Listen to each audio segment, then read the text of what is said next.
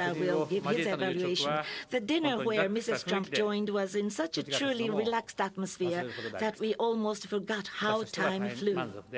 I am greatly, very much satisfied. I hope that they enjoy the banquet later on by all means. Thank you very much. Thank you very much. President Trump, floor is yours. Thank you. Thank you very much.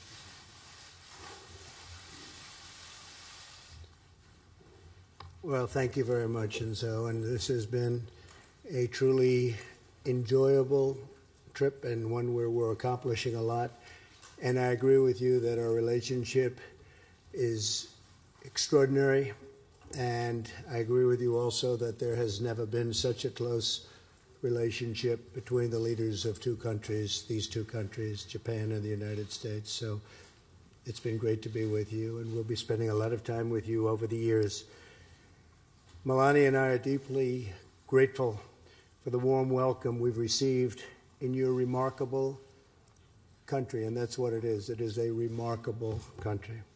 It is a land of incredible history, culture, tradition, and spirit. First, let me congratulate you on your great success in the recent elections. You won very big and very easily, and I'm not at all surprised.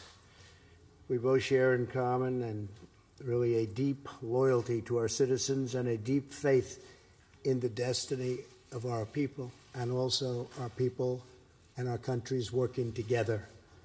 I also want to take a moment to continue sending our thoughts, prayers, and deepest condolences to the victims of the horrific assault on a church in a beautiful area. So sad. Sutherland Springs, Texas, such a beautiful, wonderful area with incredible people. Who would ever think a thing like this could happen? So I want to send my condolences, the condolences of our First Lady. In tragic times, Americans always pull together. We are always strongest when we are unified. To the wounded and the families of the victims, all of America is praying for you, supporting you, and grieving alongside of you. Prime Minister, I want to thank you and the people of Japan for your friendship. We have so many great things that we can accomplish together, and we are in the process of accomplishing those things. It was a thrill for my daughter Ivanka to be able to participate in the World Assembly for Women and promote women entrepreneurship side by side. Our two nations are advancing policies to empower women and harness the full potential of our great economies. You were the first foreign leader to visit me shortly after my election, and now it is my pleasure to join you in your homeland to further strengthen the historic ties between our two great nations. As you know, this is my first visit to the Indo-Pacific region as president. Been here before, but as president, this has been my first, and it is my first. And I am thrilled that my first stop was with you, great friend. We're going to other countries where I have also developed some great friendships, and we're going to work to straighten a lot of things out, including trade, including military problems. We have a lot of things to work on, but this is a real honor to be with you, Shinzo. Japan is a very special place.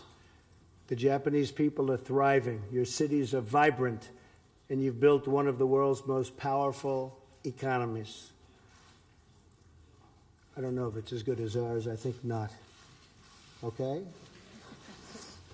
And we're going to try and keep it that way, but you'll be second. And yet, for all of its modern splendor, the people of Japan maintain a profound respect for their rich culture, heritage, and traditions, honoring the past even as you blaze new trails into the future. Very, very strongly looking into the future is Japan.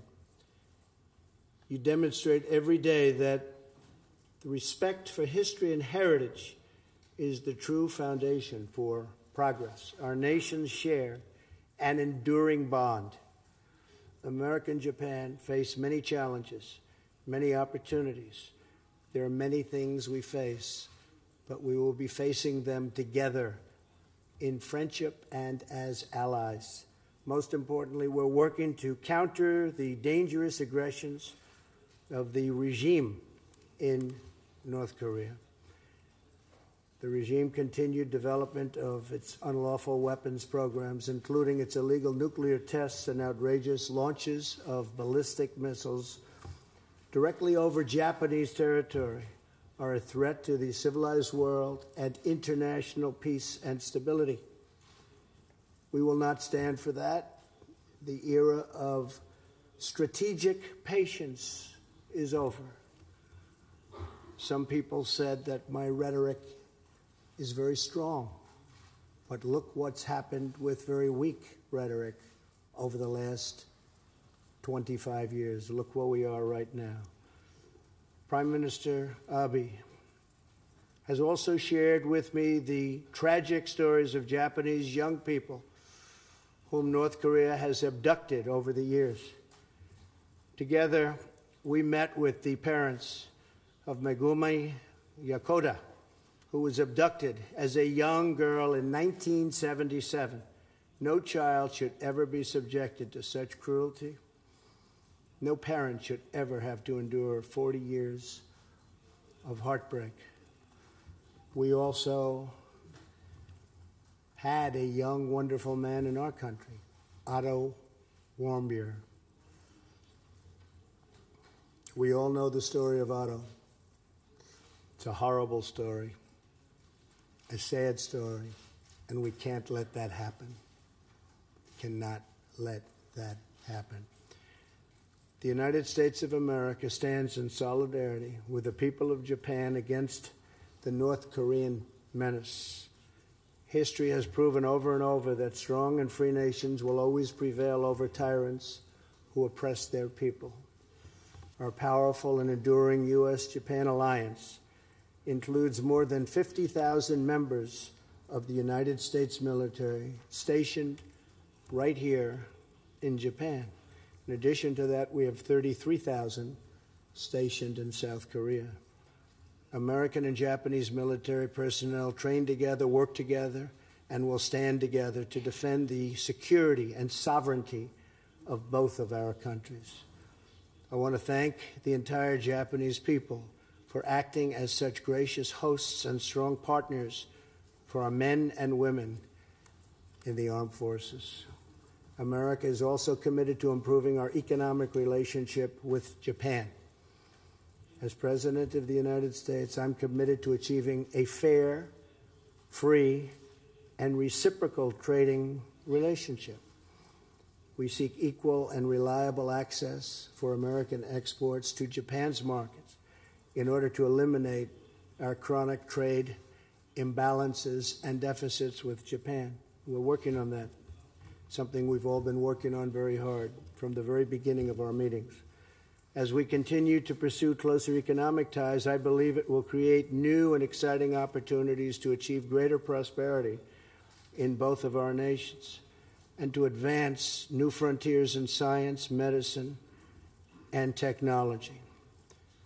The United States respects and honors Japan's heritage and admires your deep well of perseverance. I appreciate very much your acknowledging and stating the fact that the United States economy has done so well since our election on November 8th. Close to 2 million jobs, the highest stock market in our history. So many different things are happening for the better, including the cutting of massive amounts of regulation, which is one of the reasons that the market's reacting the way it's reacting. This mutual respect for culture and sovereignty will continue to bring our nations closer and closer together and open up new avenues of cooperation and success. Mr. Prime Minister, thank you again for inviting me today and for opening the arms of your majestic country to our American delegation, all of whom are right now in this room. I look forward to working side by side with you in friendship. We will have success like rarely seen between two countries, Japan and the United States of America, two very, very special places. Thank you for having us. Thank you very much. 大統領ありがとうございました。それではこれから皆様から質問をいただきます。質問をご希望される方は挙手を願います。Please raise your hand and be recognized by me or by Ms. Sanders. And then please come to the standing microphone, and then please identify yourself by stating your name and affiliation and proceed to your question. First, Japanese press. I will ask for a question from the Japanese press, which will be followed by the U.S. accompanying press. So we will accept questions from the two journalists respectively. And please identify to whom the question is addressed, either to the Prime Minister or to President Trump. So first is the Japanese press. Any person to speak up? Yes, please. Hara from NHK. This is a question to Mr. Abe.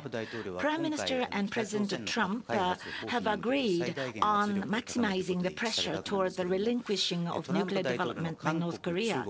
Mr. Trump is going to Korea and China, and then there is going to be an APEC leaders meeting. So, Mr. Abe, what is your idea about the significance of this bilateral summit meeting? On the other hand, North Korea is still fixing its attitude, not responding to the relinquishing of nuclear development. What is necessary in order to avoid any accidental military confrontation?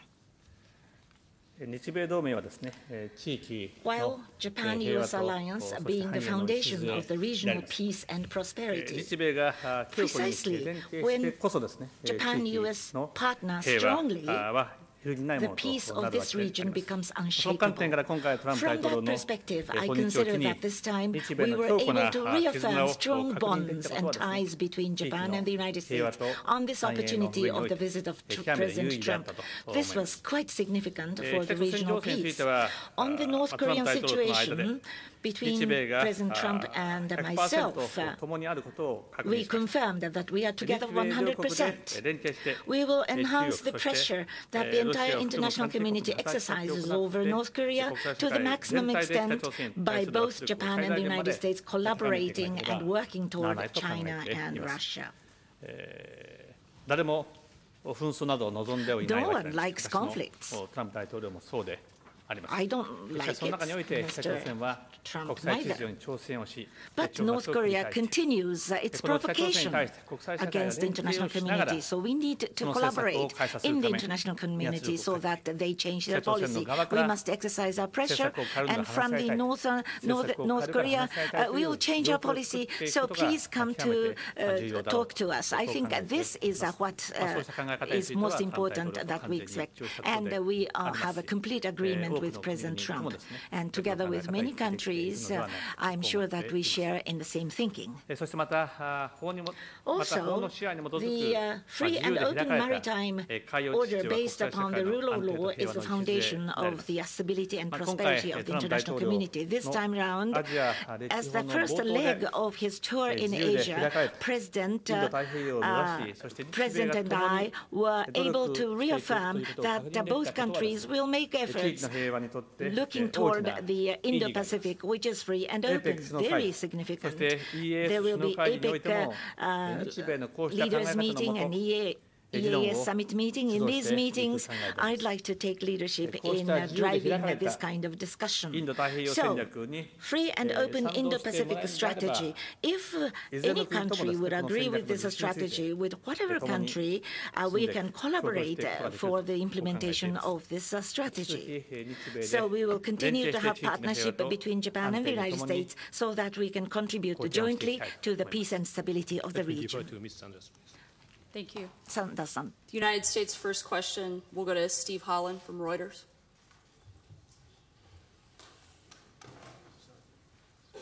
Pardon me. Thank you, sir.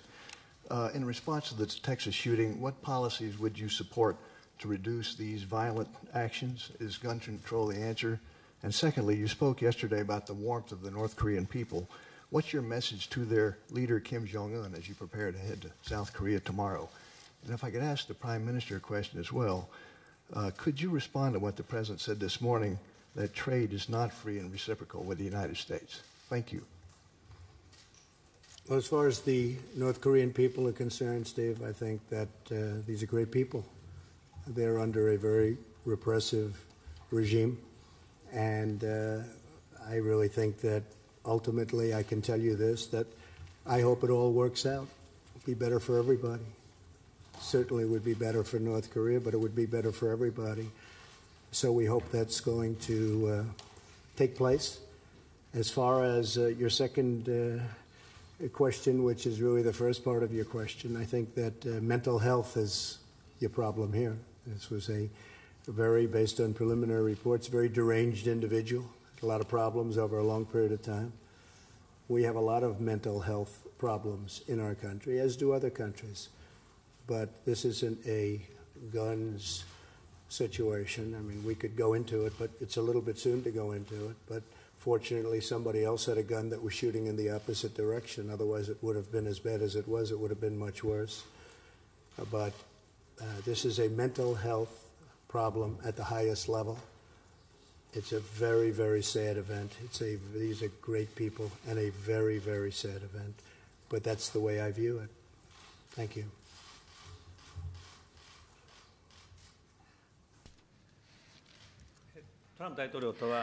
With President Trump, trade and economic matters, bilateral issues, we did discuss. On the economic matter, how U.S. and Japanese economies should be. There is a dialogue going on between Mr. Aso and Mr. Pence. There were 2 meetings already. So on the question of economy, together with President Trump, not only regarding bilateral trade, we would like to see the entire region of Asia-Pacific. High standard rule-making is something that we want to pursue. So with both countries in this region, we will make efforts to create an economic order which is fair and effective, so that regarding the both economies mutually, we would like to see the mutual development of both economies. So in the United States, already since the start of Trump administration, partly thanks to the Japanese investment, 17,000 jobs have been created in the United States. So all countries of the world, vis-a-vis the United States, they make investment, but Japanese investment ranks in terms of job creation. So the economic relations between the 2 countries may develop further, thereby creating jobs, thereby growing the economy. So in creating both countries' economies, Aso-Pence economic dialogue framework would be quite relevant, and we'd like to see good outcome from that dialogue. We will go back to the Japanese press for questions. Yes, please. 産経新聞の記者の滝田です。トランプ大統領にお伺いします。先ほど拉致被害者のご家族、また拉致被害者のご自身の曽我ひとみさんに会われましたが、改めてその受け止めを聞かせてください。また北朝鮮に対してアメリカの軍事攻撃の可能性が消えない中ですね。仮にアメリカが軍事攻撃に踏み切った場合、北朝鮮に残された拉致被害者の救出についてはどう考えましょうか。How do you think about it once the military action is to be imminent? Well, I think it's very sad. I look at what's happened, and it's a very, very sad thing. Who's ever heard of anything like this? Abducted by a hostile country for purposes of language, for purposes of, could be any number of another reasons. We'll see what happens in terms of the ultimate conclusion. But I did put it in my speech at the United Nations, and many people in Japan were really thrilled that I did, because a lot of people thought that the folks we're talking about were forgotten about. Like I say, the forgotten people, well, they were maybe the forgotten people. But I can tell you, your great Prime Minister did not forget. He didn't forget at all. So we'll work together and see if we can do something. Now the spotlight is on, and perhaps we can have some very good luck, and perhaps the regime itself would send them back. I think it would be a tremendous signal if Kim Jong-un would send them back. If he would send them back, that would be the start of something I think would be just something very special if they would do that. But I spoke with people who were devastated, and they've been devastated for many years. They think they're alive, but they don't know. Probably makes it even tougher that way. But we'll see what happens. Thank you. Thank you. The second question from the United States, Mark Landler, New York Times.